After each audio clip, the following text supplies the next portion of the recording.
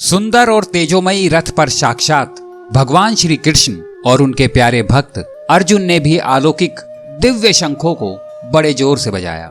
श्रीमद् भगवत गीता सार, पहला अध्याय, अर्जुन विषाद योग, 14वां श्लोक, उद्घोष। ततः श्वेत हर्ययुक्ते महति स्यनंदने स्थितौ माधवा पांडवश्चैव दिव्यौ संख्यौ प्रदध्मतु। कौरवों की शंख ध्वनि का उत्तर भगवान श्री कृष्ण और अर्जुन ने शंखनाद करके दिया, परंतु संजय ने सुंदरता और उदारता के साथ इसका वर्णन किया है। ये इस बात का सूचक है कि वो भी पांडवों के पक्ष में है और इसमें कुछ गलत भी नहीं है, क्योंकि भगवान श्री कृष्ण पांडवों के साथ युद्ध भूमि में खड़े हैं। अर्जुन का रथ बहुत ही विशाल और मजबूत है।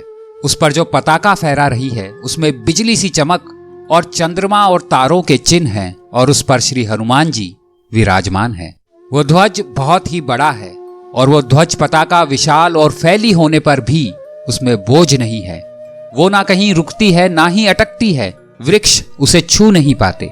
चित्ररथ ने अर्जुन को 100 घोड़े दिए थे। इन घोड़ों में विशेषता थी कि युद्ध में कितने ही घोड़े क्यों ना मर जाए, पर वो संख्या में 100 ही बने रहते थे, कभी भी कम नहीं होते थे। ये घोड़े तीनों लोक में जा सकते थे। इन्हीं 100 घोड़ों में से 4 सफेद घोड़े अर्जुन के रथ में जुटे थे। धार्मिक यज्ञ की आहुति के रूप में घी को पचाते पचाते अग्निदेव को रोग हो गया था, इसलिए वे खंडाका वन की विलक्षण जड़ी बूटियों को खाकर या जलाकर अपना रोग दूर करना चाहते थे। परंतु देवता उस वन की रक्षा करते थे और जब अग्निदेव वहां की उन जड़ी बूटियों को जलाने जाते तो इंद्रदेव वर्षा कर देते, जिससे अग्निदेव कभी सफल नहीं हो पाए। अंत में अर्जुन की सहायता से अग्निदेव ने पूरे वन को जलाकर अपना रोग दूर किया था और तब अर्जुन को अग्निदेव ने यह रथ दिया था। इस रथ में 9 रथ के जितने अस्त्र और शस्त्र आ सकते थे। अर्जुन नर के और श्री कृष्ण नारायण के अवतार थे। इनके हाथ में जो शंख थे वो बड़े ही अलौकिक थे और उन्होंने इस शंख को बड़े जोर से बजाया।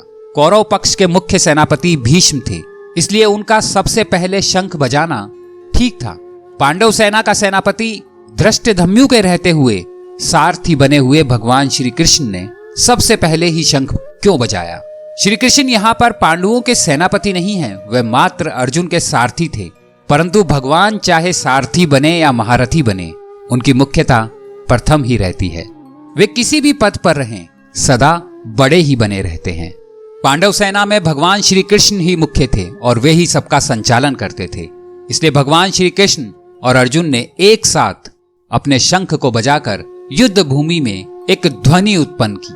मधुसूदन जब बाल्य अवस्था में थे उस समय भी नंद उनकी बातें मानते थे, तभी तो उनको बाल गोपाल कहने की परंपरा शुरू हुई और सब ने इंद्र को छोड़कर गोवर्धन की पूजा करना शुरू कर दी। भगवान जिस किसी अवस्था में, जिस किसी स्थान पर और जहां कहीं भी रहते हैं वो ही मुख्य रहते हैं। इसलिए भगवान ने पांडव सेना में सबसे पहले शंख बजाया।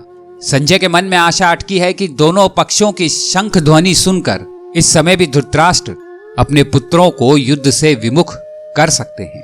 अब आगे के 4 श्लोक में संजय पांडवों के शंख वादन के बारे में बताते हैं।